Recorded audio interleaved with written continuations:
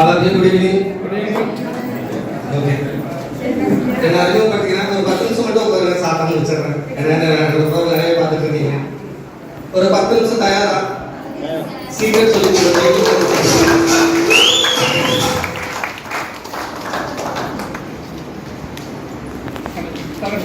Okay.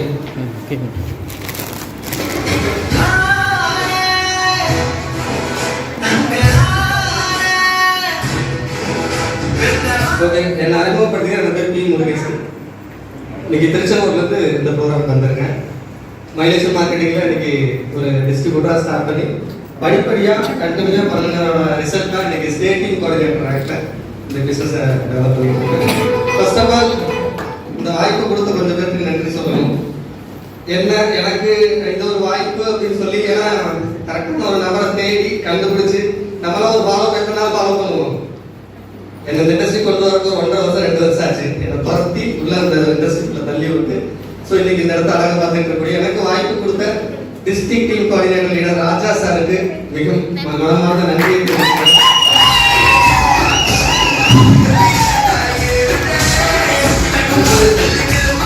இந்த இடத்துல நான் நிற்கிறேன் அப்படின்னா யாராவது மரத்தோட எந்த மரமா இருந்தாலும் அதோட வேர் பார்த்துருக்கீங்களா? யாராவது பார்த்துருக்க மாட்டீங்க. கண்டிப்பா நான் எந்த இடத்துலயும் சாயாம நிக்கிறதுக்கு ஒரு காரணகர்த்தாவா இருந்து என்ன இந்த இடத்த வளர்த்தி கொண்டு வந்த என்னோட குரு மை மென்டர், என்னோட அத்தனை வெற்றியும் அவரோட காலில் நான் சார் பொங்கா கொடுத்து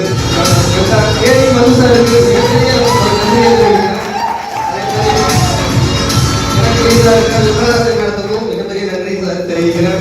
அதே மாதிரி ஏன்னா ஒரு முக்கியமான ஒரு நபர், ஒரு சினிமா எல்லாம் பார்த்துருப்பீங்க. சினிமாவில் வந்து பார்த்தீங்கன்னா ஹீரோ தெரியும், காமெடியன் தெரியும், வில்லன் தெரியும்.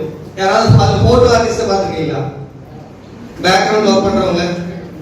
ஆமாம், எனக்கு பேக்ரவுண்டில் நைட்டு 12 மணி ஆச்சும் கதவு தட்டுவேன்.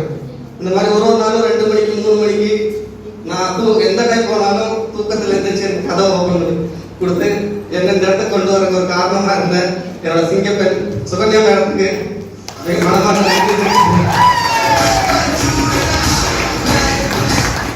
அதே மாதிரி இன்னும் முக்கியமாக என்னோட ஃபேமிலின்னு சொல்லணும்னா எங்கள் அப்பா அம்மாவுக்கு மிகப்பெரிய நன்றி தெரிவிக்கிறேன்.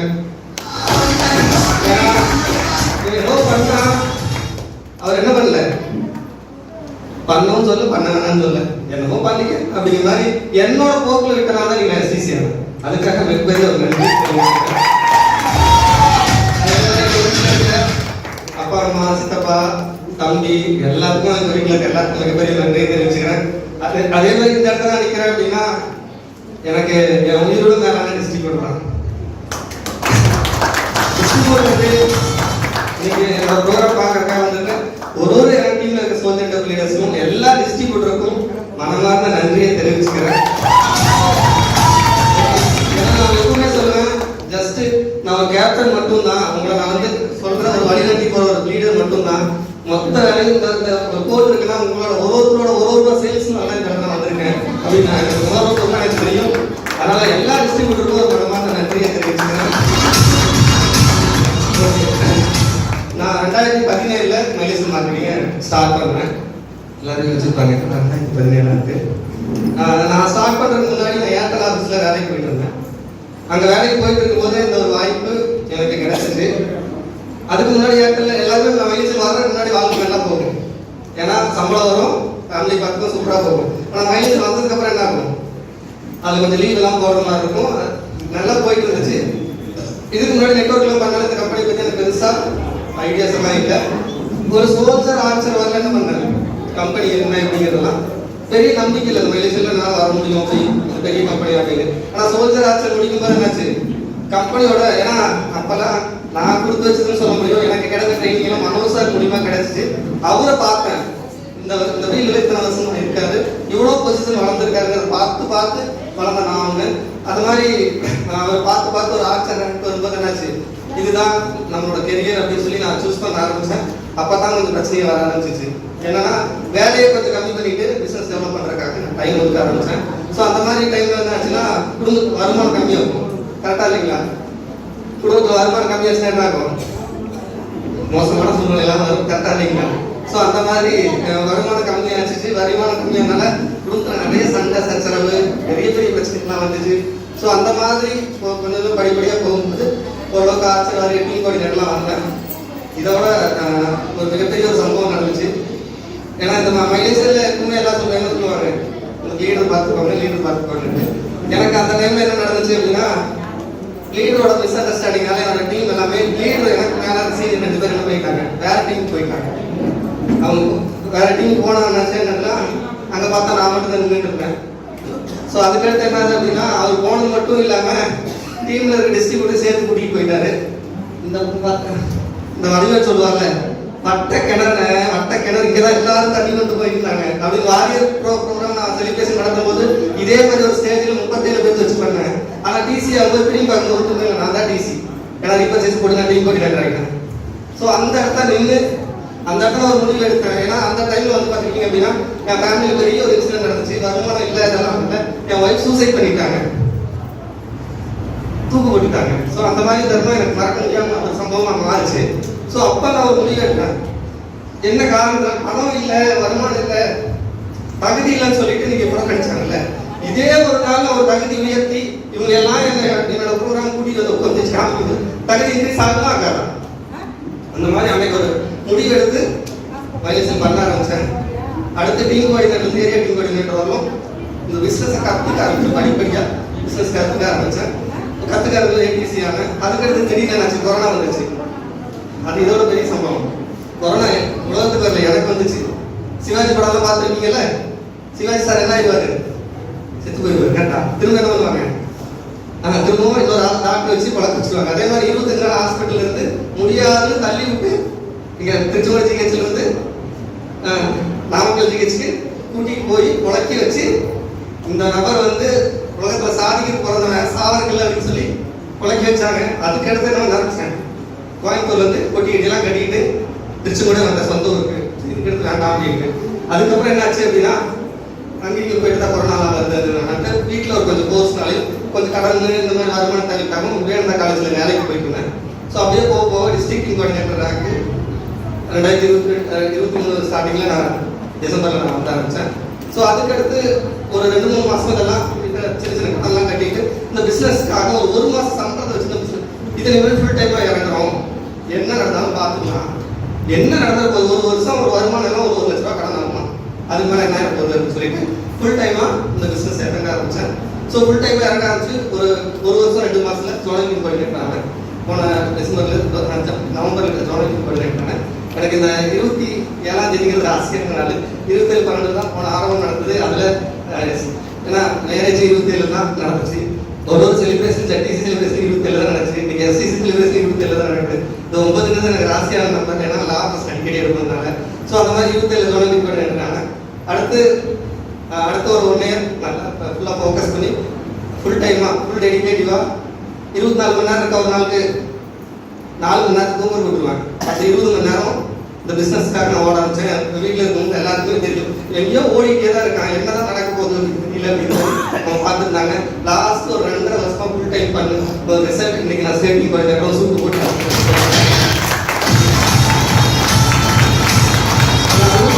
ஒரே ஒரு சின்ன விஷயம், இது வந்து ஷார்ட் டைம் பிஸ்னஸ் கிடையாது. சசிகுமார் சார் சொன்ன மாதிரி இப்போ உங்களுக்கெல்லாம் எந்த நடிகரை பிடிக்கும்? நடிகர் தனப்பா கேட்டேன், அஜித். கரெக்டா? வேற யாருக்காது ஒன்றும் வேணாம். அஜித் இந்த ஃபீல்டுக்கு வந்து எத்தனை வருஷம் ஆச்சு? அஜித் சினிமா ஃபீல்டுக்கு வந்து எத்தனை வருஷம் ஆச்சு? 40 வருஷம், 50 வருஷம். சரி, ஓகே. எல்லாத்துக்கும் சிஎம் தெரியும். கரெக்டா? தமிழோட சிஎம் முதலமைச்சர் யாரு? ஸ்டாலின். அவர் அரசியலுக்கு எத்தனை வருஷத்துல வந்தாரு? எத்தனை வருஷத்துல வந்து எத்தனை வருஷம் இருக்கும்? பரம்பரையா சொல்லுங்க, கணக்கெடுக்கலாம் இல்ல. வீட்டுக்கு போகணும். 50 வருஷம் ஆச்சு. உங்களை நான் 50 வருஷமா ஒர்க் பண்ண சொல்ல, 5 வருஷமா எலெக்ஷன்ல ஒர்க் பண்ணுங்க. நீங்களும் இந்த மாதிரி வருஷம் எஸ்டிசி இப்பதான் ஆனா இங்க நிறைய பேர் பண்ற சின்ன தப்புன்னா, நான் வந்து 2 வாரம் ஆச்சு சார், ஒரு பொருளும் சேல் ஆகல, நான் பிசினஸ்க்கு போறேன், உங்க பொருளை தூக்கிங்க போங்க அப்படின்னு சொல்லி என்ன சொல்லிடுறது, லீவ் விட அனுப்பிச்சுடுறது. தயவு செஞ்சு இது ஒரு லைஃப் டைம் கெரியர். அந்த லைஃப் டைம் கெரியர் அதுல ஷார்ட் டைம்ல எப்படி அச்சீவ் பண்றது அதை பாருங்க. ஷார்ட் டைம்ல 1 மந்த்ல எப்படி சோல்ஜர் ஆகலாம், 1 இயர்ல எப்படி எஸ்டிசி ஆகலாம், அந்த மாதிரி ஷார்ட் டைம்ல அச்சீவ் பண்றது எப்படி மட்டும் ஜஸ்ட் பாருங்க. ஆனா நான் ஒன்னே மட்டும் கேரண்டியா சொல்றேன், என்னன்னா நான் சொல்றதெல்லாம் இல்லைன்னா நீங்க எப்படி டெவலப் ஆவீங்க? ஒரே செகண்ட் யோசிச்சு பாருங்க. இன்னைக்கு ஜூம் மீட்டிங் எல்லாம் இல்லைன்னா நீங்க எப்படி டெவலப் ஆவீங்க? டெவலப் ஆகிற பர்சன்டேஜ் எப்படி குறையும்? ஜூம் மீட்டிங் உங்களுக்கு கிடையாது. அந்த கிருஷ்ணன் சார் காலையில் 5 மணிக்கு வந்துச்சு, உங்களுக்கு மீட்டிங்கே கிடையாது ஜூம்ல அப்படின்னா எப்படி டெவலப் ஆவீங்க? கிடையாது. மீட்டிங் ட்ரைனிங் இல்லைன்னா, மீட்டிங்னா இங்கிருந்து ஒரு திருச்சியோ மதுரையோ இந்த மாதிரி போயிருந்ததுன்னா எப்படி டெவலப் ஆவீங்க? மீட்டிங் ட்ரைனிங் இல்லைன்னா நீங்க நிறைய பேர் அக்ரோ ப்ராடக்ட்லாம் ஃபோக்கஸ் பண்றீங்கல்ல, அக்ரோ ப்ராடக்ட் நியூஸார் ப்ராடக்ட் இல்லைன்னா நீங்க எப்படி டெவலப் ஆவீங்க? இன்னொன்று நான் சொல்றேன், அப்ளையே இல்லைன்னா நீங்க எப்படி டெவலப் ஆவீங்க? எதுவுமே இல்லாம தான் நீங்க எஸ்டிசி ஆகிங்க. எதுவுமே இல்லாம என்னாலே ஆக முடியுமா? ஏன் ஆக முடியாது? ஆனா ஒன்னே ஒண்ணு மட்டும் ஏன் இருந்துச்சு, நான் எப்பவுமே சொல்லுவேன் லாபரஸ் இல்லை, நான் ஆகணும்னு என்ன இருந்துச்சு, அதனால எஸ்டிசி ஆனேன். புரியுதுங்களா? நீங்க நிறைய பேர் அப்ளை சரியில்லை சார், என் டிஸ்ட்ரிபியூட்டர் எனக்கு சரியே இல்லை. டிஸ்ட்ரிபியூட்டர்லாம் சரியா இருக்க மாட்டாங்க. அவன் வேற ஏதோ வேலைக்கு போயிட்டு குடிச்சு உள்ள போட்டு அவன் எப்படி சரியா இருப்பான்? கரெக்டா இல்லைங்களா? அதனால தயவு செஞ்சு அப்ளை சரியில்லை, டிஸ்ட்ரிபியூட்டர் சரியில்லை, ஃபர்ஸ்ட் இந்த பிசினஸ் டெவலப் பண்றதுக்கு உங்களோட எண்ணத்தை நான் இந்த தொழிலை ஜெயிச்சாகணும். நீங்க அப்ளை, நான் ஜெனரலா சொல்றேன், அப்ளை அப்படிங்கிறது எல்லாருக்கும் கிடைக்காது. அப்பா அம்மா எல்லாத்துக்கும் இருக்குதா அப்படின்னா இருக்குதா? ஒரு சிலருக்கு இருக்கலாம், ஒரு சிலருக்கு இல்லாம கூட இருக்கலாம். இருக்கிறவங்க அதிர்ஷ்டசாலி, எவ்வளவுதான். இல்லாதவங்க என்ன பண்ண முடியும்? ஒண்ணும் பண்ண முடியாது. அதே மாதிரி தான் இருந்தாலும் இல்லாட்டியும் உங்களால ஜெயிக்க முடியும். நீங்க நினைச்சீங்க என்ன பண்ண முடியும்? நீங்களும் ஒரு நாள் என்ன பண்ண முடியும்? இந்த மாதிரி ஒண்ணுமே இல்லாம நானே நீங்க எஸ்டிசி இருக்குன்னா இது அத்தனையும் உங்களுக்கு இருக்கு. யோசிச்சு பாருங்க. உங்க டீம்ல நீங்க ஜூம் மீட்டிங் இருக்கா? காலையில உங்களுக்கு லீடர் ஒருத்தர் காலையில டெய்லி கூப்பிடுறாங்களா? உங்களுக்கு மீட்டிங் ட்ரைனிங் ரெகுலரா எஸ்என்எல் மூலமா நடத்திட்டு இருக்கா? எல்லாமே உங்களுக்கு என்ன கவலை? நீங்க நினைச்சா ஒரு வருஷம் எஸ்டிசி ஆகலாம். நாங்க வர கொஞ்சம் டைம் ஆயிடுச்சு, அவ்வளவுதான் வித்தியாசம். அதனால எல்லா தலைமுறையும் ஒரு சின்ன ஒரு 2 நிமிஷம் நான் எஸ்டிசி ஆன என் லீடர் சொல்லி கொடுத்த ஒரு 5 பாயிண்ட் சொல்றேன். அதை ஃபாலோ பண்ணீங்க, நீங்களும் போட்டுருவீங்க. ரெடியா? ஒரு ஜஸ்ட் ஒரு 2 நிமிஷம். எல்லாத்துக்கும் கனவு இருக்கு, அதெல்லாம் காலையில இருந்து எல்லாம் டிராமா சொல்லிட்டு தான் இருக்காங்க. கனவு வந்து நான் என்ன சொல்றேன்னா, பசி இருக்குதா எல்லாத்துக்கும்? என்னைக்கா ஒரு நாள் சாப்பிடாம இருக்க முடியுமா? முடியுமா? உங்க கனவுக்காக நீங்க டெய்லி ஸ்டெப் எடுக்கிறீங்க அப்படின்னா உங்களுக்கு என்னைக்கு இருந்தாலும் என்னது என்ன கனவா இருக்கலாம். நான் எனக்கு 3 கனவு இருந்துச்சு. ஒன்னு எஸ்டிசி ஆகணும், 2வது சீலிங் அடிக்கணும், 3வது ஐடிசி ஆகணும். ஒரு கனவு டன்னு. அடுத்து நான் என்னோட ட்ரீம் ஆர்டிசி எஸ்டிசி ஆகணும், சீலிங் அடிக்கணும். சீக்கிரமா 2027 ஐடிசி ஆகணும். போதும். அந்த மாதிரி கனவுக்காக நீங்க ஓட தயார்னா நீங்க ஒரு ஃபர்ஸ்ட் மார்க்ல டிக்கு. தயார் இல்லைன்னா அப்படியே திரும்பி ஓடிங்க. எந்த வேலை இருக்கோ அந்த வேலைக்கு திரும்பி போயிடுங்க. 2வது ஆப்ஷன் இன்னைக்கு தெளிவா சொல்லி கொடுத்தாங்கல்ல, எஃப்எஸ்எஸ் சிஸ்டம் ஃபாலோ பண்றது தயார்னா இந்த பிசினஸ் சீக்கிரமா சக்சஸ் ஆகும். நான் சொல்றது சீக்ரெட். இதை ஃபாலோ பண்ணீங்கன்னா 1 இயர் நீங்க டிஸ்ட்ரிபியூட்டர் இருந்தா மேக்ஸிமம் இந்த வர சைட்டுக்குள்ள நீங்க உங்க கோலி போட்டுருக்கும். ஃபர்ஸ்ட் உங்களோட ட்ரீமுக்காக டெய்லி எஃபோர்ட் போடணும், அதுக்கு தயார். 2வது சிஸ்டம் ஃபாலோ பண்றது தயாரா. 3வது கமிட்மெண்ட் என்னன்னா, நான் போன வருஷம் எங்க ஒய்ஃப் வந்து எனக்கு அடிக்கடி டார்கெட் கொடுப்பாங்க, நீ இந்த வருஷத்துக்குள்ள நீ ரேங்க் மாறலாம் பிசினஸ் விட்டு போயிருன்னு சொன்னாங்க. நான் ஒன்னே தான் நம்புறேன், இந்த வருஷமா நான் ரேங்க் மாறலாம் பிசினஸ் விட்டு உலகத்துக்கே போறேன் செத்து விட்டுட்டேன். அப்படி முடிவெடுத்து நான் கிடையாது. ஒரே சொன்னதான் கேட்டு பாருங்க, பொய்யெல்லாம் ஒண்ணு. அந்த மாதிரி கமிட்மெண்ட் எடுத்து முடிவெடுத்தானே வரணும். நான் இந்த இயற்கையான இதை பண்ணணும்னு சொல்லித்தானே வரணும். மார்ச் நான் டைம் சொன்னேன், மார்ச் அதே மாதிரி ஏப்ரல் 9 ஆயாச்சு. ஸோ அந்த மாதிரியான ஒன்று கமிட்மெண்ட்டாக டெய்லி ஒர்க் பண்ண தயாராகணும். அதே மாதிரி டெய்லி ஆக்டிவிட்டி. நிறைய பேர் என்னது இந்த மீட்டிங் போனால் திரும்ப அடுத்த மீட்டிங் தான் வருது. பிஸ்னஸ் முக்கிய குவாலிட்டியே டெய்லி ஆக்டிவிட்டி தான். நீங்கள் 10 நாள் கொஞ்சம் கடையில் போகணும்னா கடையில் வியாபாரம் நடக்காது. என்ன பண்ணணும்? டெய்லியும் பிஸ்னஸ் பண்ணணும். இன்னைக்கு ஒரு செடி இருந்தாலும் தண்ணி எத்தனை நாளைக்கு ஒரு ஊற்றுவீங்க? டெய்லி ஊற்றணும், இல்லைன்னா செடி செத்து போயிடும். இந்த மீட்டிங்கால பாதி செடி செத்த செடி தான் கொண்டு ஊற்றி வச்சிருக்காங்க. இன்னைக்கு தண்ணி ஊற்றிருக்காங்க. ஆனால் ஒன்று மட்டும் நான் சொல்றேன், செடி 2வது டைம் தாங்காது. ஒரு டைம் என்ன தாங்கும், 2வது டைம் என்ன வரும், போயிடும். அதனால வந்த செடியை வந்த டிஸ்ட்ரிபியூட்டர் இன்னைக்கு போய் பாதுகாத்து அவருக்கு எஸ்டிசி ஆகுங்க. ஓகே, டெய்லி என்ன பண்ணுங்க, எஃபோர்ட் போடுங்க. 4வது கடைசி ஒன்று எனக்கு ரொம்ப பிடிச்சது, இந்த பிசினஸ் பண்ணும்போது கை பிரச்சனை வரும். என்ன மனசு இப்படி சொல்றாங்க, பிரச்சனை வந்தால் தான் அது கரெக்டான வழியில் போகுதுன்னு அர்த்தம். எந்த பிரச்சனை வந்தாலும் ஜஸ்ட் அது ஒரு ஸ்பீட் பிரேக், அவ்வளவுதான். பிரச்சனை கண்டு பயப்படாதீங்க. உலகத்துல ஒரு பிரச்சனை தலையை செய்ய மாட்டாங்க. போலீஸ் கூட குடிச்சு போட்டு ஒரு 10 நாள் ஜெயில போட மாட்டாங்க. அவ்வளவுதான். பிரச்சனைய அழகா சிரிச்சுட்டே ஹேண்டில் பண்ண தயார்னா என்ன பண்ண முடியும்? நீங்களும் இந்த மாதிரி ஒரு எஸ்டிசி ஆக முடியும். இது 5 நீங்களும் ஃபாலோ பண்ணுங்க. எந்த பிரச்சனையும் வந்து பயப்படாதீங்க. ஒரு ஸ்பீட் பிரேக் அவ்வளவுதான். ஸ்பீட் பிரேக் உங்களுக்கு நல்லதுக்கு தான். ஸ்பீட் பிரேக் எங்கெல்லாம் போட்டிருப்பாங்க? ஸ்கூல் பக்கத்துல, ஆக்சிடென்ட் அதிகமாகிற இடத்துல. அந்த மாதிரி உங்களுக்கு ஒரு பிரச்சனை நடக்குதுன்னா அதை பத்தி பயப்படாதீங்க. ஏதோ ஒண்ணு நமக்கு நடக்க போகுது அப்படிங்கிறது அர்த்தம். ஸோ அந்த மாதிரி இது எல்லாமே ஃபாலோ பண்ணுங்க. எல்லாரும் இன்னையில இருந்து ஒரு முடிவு எடுங்க. இதை ஒரு லைஃப் டைம் கெரியரா பிசினஸா எடுங்க. உங்களோட எல்லாத்தோட லைஃப்லயும் இந்த ஒரு கெரியர் உங்களுக்கு பெருசா சப்போர்ட் பண்ணும். ஒன்னே ஒன்று மட்டும் சொல்லிக்கிறேன், நீங்க போடுற எஃபோர்ட் வந்து நிறைய ஃப்ரீயா இருக்கலாம். ஏன்னா ஒண்ணு நல்லா தெரிஞ்சுங்க, நீங்க போடுற எஃபோர்ட் யாருக்கு அப்படின்னா, நான் சொல்லுவேன் எப்பவுமே 3 பேருக்கு. ஒண்ணு உங்களுக்கு அப்பா அம்மா இருந்தா இதுவரை நீங்க ஒன்றும் பண்ணிருக்க மாட்டீங்க, எனக்கு நல்லாவே தெரியும். அப்படியே பண்ணாலும் உங்களால என்ன முடியுமோ அது 10% கூட நம்மளால பண்ணிருக்க முடியாது. ஏன் தாமைங்கிறது பெரிய விஷயமா இருக்கு. கரெக்டா இல்லைங்களா? அப்பா அம்மாவுக்காக ஏதோ ஒன்று பண்ணணும். கரெக்டா இல்லையா? ரெண்டாவது நம்ம நம்பி வந்து பண்ண ஒரு கொண்டாட்டியோ புருஷன். கரெக்டா இல்லைங்களா? அவங்களுக்காக என்ன பண்ணணும்? ஏதோ ஒன்று வாழ்க்கையில பண்ணணும். கரெக்டா இல்லைங்களா? நம்ம அந்த வாழ்க்கைக்கு சான்றாவது என்னது? நம்ம குழந்தைங்க. கரெக்டா இல்லைங்களா? அவங்களுக்கு ஏதோ ஒன்று பண்ணணும். நீங்க போடுற எஃபோர்ட் 3 தலைமுறைக்கும், அப்பா அம்மாவுக்கு, உங்க குடும்பத்துக்கு, வர ஃபியூச்சருக்கு, உங்களை டிபெண்ட் பண்ணி இருக்க ஒருத்தருக்குமே இவங்க இதனால என்ன பண்ணியிருக்கீங்க? இதை நான் கேட்கல, நீங்களே உங்களை கேட்டுங்க. அவங்களுக்கு ஏதாவது ஒன்று பண்ணணும்னா இன்னைக்கு ஒரு முடிவெடுத்து இன்னையிலிருந்து ஒரு நல்ல ஒரு கெரியரா கை கிடைச்சிருக்கு. இன்னையிலிருந்து எந்த ஒரு டிஸ்ட்ரிபியூட்டா இருந்தாலும், சோசியல் அந்த ஆட்சியா இருந்தாலும், இன்னையிலிருந்து இந்த ஒரு கெரியரா எடுத்து ஒரு டார்கெட் வச்சு நீங்க பிளான் பண்ணுங்க. நீங்க எல்லாரும் அடுத்த வரும்போது உங்களோட ரேங்க் ஏதோ டிஸ்ட்ரிபியூட்டர் சோசியல் ஒரு ரேங்க் மாதிரி இந்த ஒரு ப்ரோக்ராம் வர முடியும். இன்னைக்கு வந்திருக்க எல்லாத்துக்கும் ஒரு நன்றி சொல்லி இந்த ப்ரோக்ராம் வாங்கி பண்ணலாம். Okay, thank you.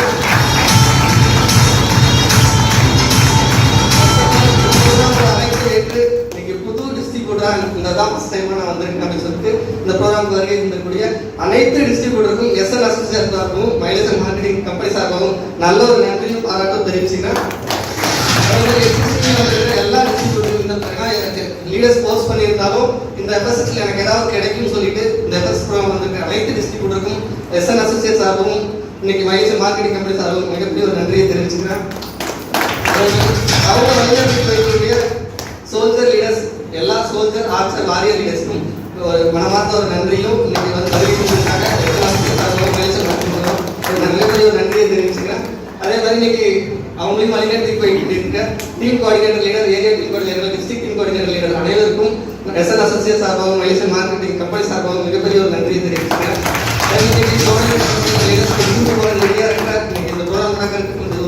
எல்லாம் சப்போர்ட் பண்ணி கொடுக்குற ஜோனல் டீம் கோஆர்டினேட்டர் லீடர்ஸ் அனைவருக்கும் மிகப்பெரிய ஒரு நன்றியும் பாராட்டும் தெரிவிச்சுக்கிறேன். இன்னைக்கு டீம் கோஆர்டினேட்டர் லீடர் இன்னைக்கு நமக்காக காலையிலிருந்து MC ரொம்ப பவர்ஃபுல்லா பண்ணிட்டு இருக்கக்கூடிய ஸ்டேட் டீம் கோஆர்டினேட்டர் சஜிதா மேடத்துக்கு மிகப்பெரிய ஒரு நன்றியும் பாராட்டும் தெரிவிச்சுக்கிறோம். அதே மாதிரி இன்னைக்கு இந்த ப்ரோக்ராமுக்கு வருகை தந்திருந்து நமக்கு எல்லாம் லேடிஸ்ல ரோல் மாடல் நீங்க பண்ணிக்கக்கூடிய இன்னைக்கு ஜெயந்தி மணிகண்டன் மேடத்துக்கும் SN சார்பாகவும் தெரிவிச்சுக்கிறேன். அதே மாதிரி இன்னைக்கு சாரோட நிறைய செக்ஷன் நான் பார்த்து நான் நிறைய கற்றுட்டு இருந்திருக்கேன். அந்த மாதிரி லாபரசன் குருவாகவும் இன்னைக்கு நிறைய விஷயங்கள் நமக்கு எல்லாத்துக்கும் ஒரு பஸ் மூலியமா சொல்லிக் கொடுத்தேன். இன்னைக்கு start leader, artist leader Ananthakrishnan சாருக்கு நம்ம எல்லாரும் தெரிவிச்சுக்கிறேன். அதே மாதிரி இன்னைக்கு நாங்களாம் ஸ்டார்டிங்ல இருந்து படிச்ச ஒரு நபர் அப்படின்னு சொல்ல முடியும். இன்னைக்கு அழகிய ஒரு புன்னகை மன்னனா இன்னைக்கு இந்த ப்ரோக்ராமுக்கு வருகை இருக்கக்கூடிய இன்னைக்கு continental team coordinator leader Sasima சாருக்கு இன்னைக்கு இன்னைக்கு என்னோட சொல்றதுக்கு வார்த்தைகளே கிடையாது.